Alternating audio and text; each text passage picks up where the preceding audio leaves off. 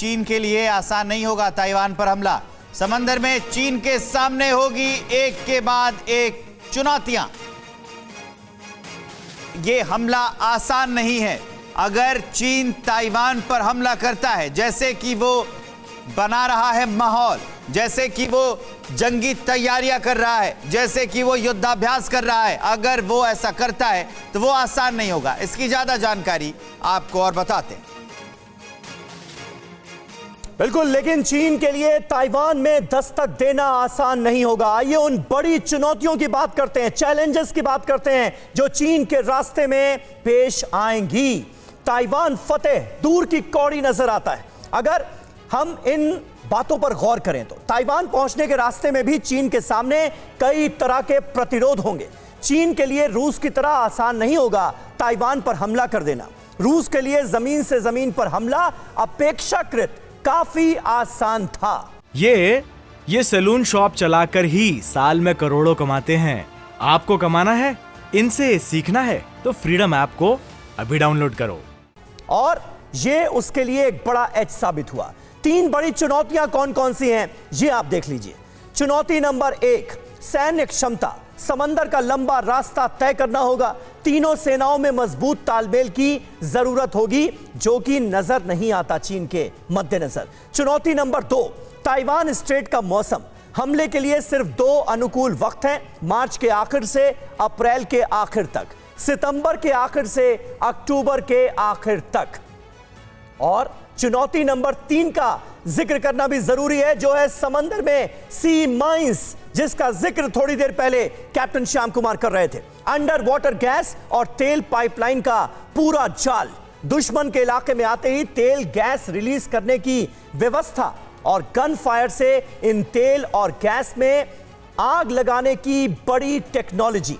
इसके बाद दुश्मन की सेना के लिए आगे बढ़ना आसान नहीं होता है, मुमकिन नहीं होता है। श्याम कुमार जी कुछ ऐड करना चाहेंगे? बहुत डिटेल्ड रिसर्च के साथ हमारी टीम ने ये जानकारियां हमारे दर्शकों तक पहुंचाई। देखिए, जो आपने लास्ट पॉइंट कहा, मैंने सी माइंस की बात की। जो स्टेट में अगर सी माइंस लगा दिया जाए तो दोनों को प्रॉब्लम होगी सी माइंस के ऊपर से गुजरने के लिए। हाँ। और चाइना के लिए आसान होगा क्योंकि वो कोस्टल एरिया है।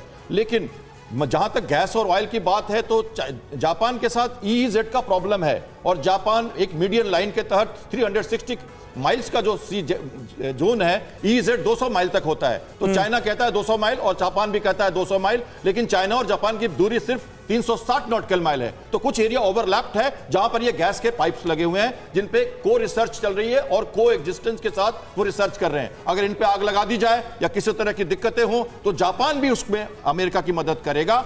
तो ये दोनों तरफ के लिए उतना ही उपयुक्त है। जहां तक सबमरीन की बात है और फ्लीट की बात है, तो देखिए, अगर सबमरीन को अटैक करना होता है तो एडवांटेजियस पॉइंट पे, जो मैंने कहा ना, चोक पॉइंट्स, डमरू मध्य, तो चोक पॉइंट 70 किलोमीटर के जो रेंज है स्टेट में, सबसे जो नैरो रेंज है, वहां पे वो अपने सबमरीन्स लगा दें। तो चाइनीज स्टेट में, जो ताइवान स्टेट में एयरक्राफ्ट कैरियर नहीं आ सकता। एयरक्राफ्ट कैरियर हमेशा वेस्ट ऑफ ताइवान ही रहेगा, लेकिन एयरक्राफ्ट की जो रेंज है कैरियर की, वो तो 500 किलोमीटर 600 किलोमीटर तक है। तो मंशा इस कदम के पीछे जो मंशा है वो अमेरिकी नेवी के पावरफुल एयरक्राफ्ट कैरियर जो हैं उन्हें डुबाने के है क्या तिवारी जी?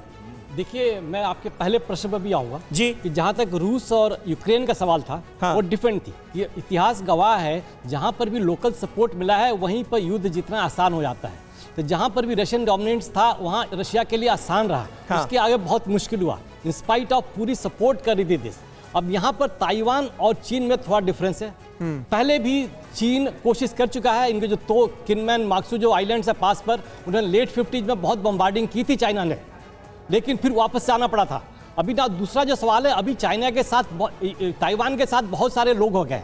चाइना अपनी तरफ से खाली अपने गेन के लिए चाहे कि मैं कब्जा कर सकूं, ये जो है ना बहुत मुश्किल हो चुका है। ठीक है। चुनौती 1, पहली बात जो आपने कहा था, चुनौती 1 जो है इसमें देखिए 2 चीजें हैं, 2 अटैक है। एक तो अगर वो जवान उतारने पड़ेंगे तो एम्फीबियस अटैक करना पड़ेगा, इसके लिए माइंस काम करेगी। अदरवाइज इनके जो गुरिल्ला ऑपरेशन है ताइवान के, वो काम आएगा। अगर एयरक्राफ्ट से करेंगे तो Russian US aircraft has to get airborne, उनको इंटरसेप्ट करना पड़ेगा। ठीक है। अदरवाइज बॉम्बिंग करके डिस्ट्रॉय कर सकते हैं। चुनौती 2 और तीसरी जो है, अभी कमांडर श्याम ने काफी कुछ डिटेल बता दिया इसके ऊपर, लेकिन एयरबोर्न ऑपरेशन आसान है, लेकिन provided there is no problem.